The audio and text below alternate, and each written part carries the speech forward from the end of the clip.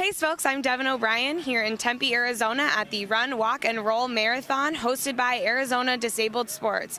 Today we're going to be interviewing some wheelchair racers in the 5K and 10K races. It's been a really good turnout for us today. We've had about 850 total registered.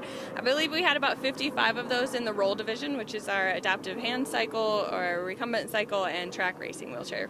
Was there anything different this year compared to last year? You know, every year we just try and get better at what we're doing. So I would say different from last year we completely changed the course, and so this year we're trying to perfect that and use the same course. So I think we're a little bit more prepared with volunteers out on the course of some maybe hard turns and dangerous things. So I think maybe we're just better prepared this year.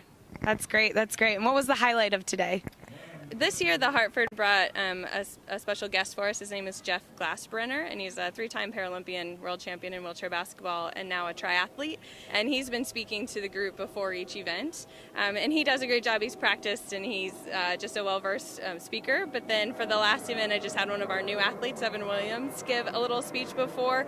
And it's just brings everybody into why we're here today and what we're doing this event for.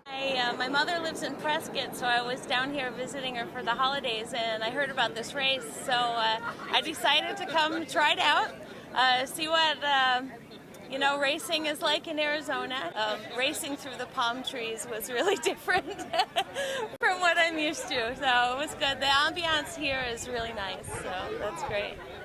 What's really fun is that at home a lot of races are not accessible and are not open to either wheelchairs and especially not to hand cycles.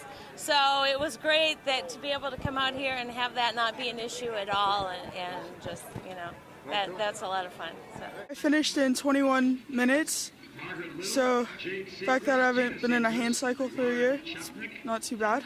That's great. Have you done this race before? Yeah, this is my fourth time doing it.